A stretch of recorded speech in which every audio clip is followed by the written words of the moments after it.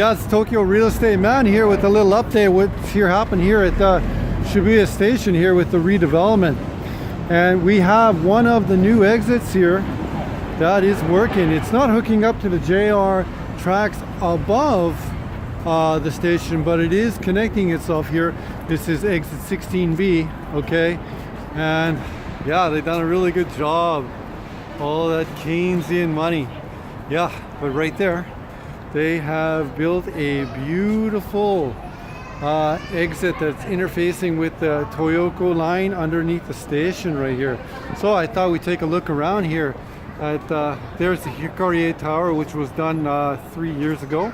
Okay, this is what is known here. I see them as the West Tower, the West Shibuya, and they're reaching the top floors there. Okay, and I thought we'd take a little walk over here. And right there is the tower that is going to be actually above Shibuya Station. So the Shibuya Station Tower.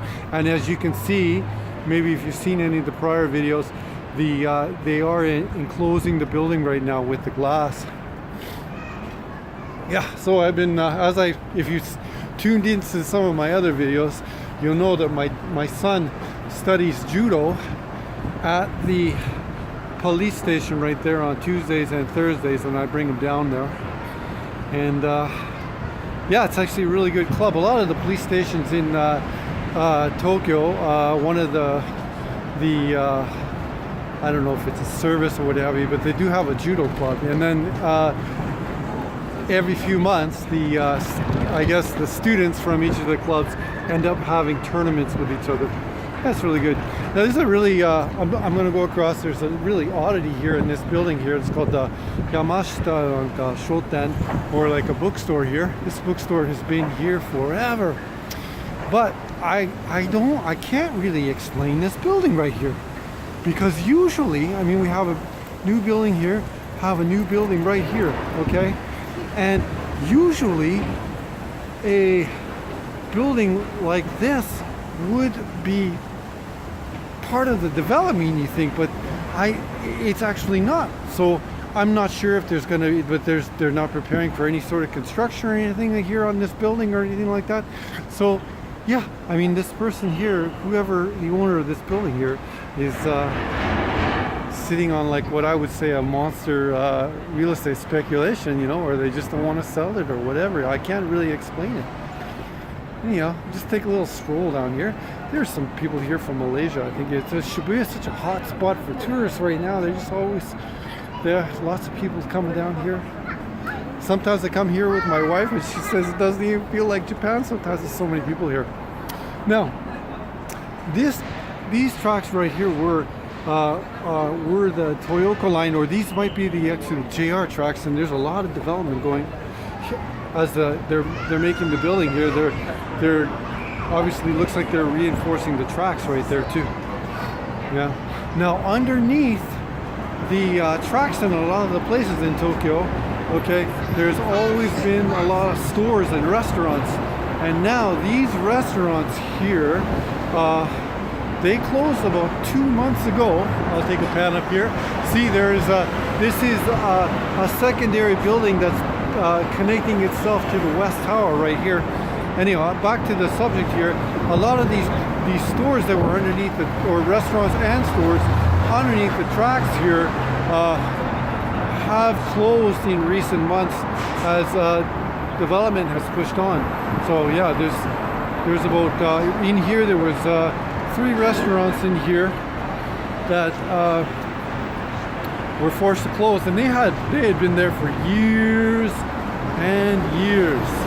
And we can it was really neat about when they did the development here, or they started the cleanup process. You can see they're working on the construction right there.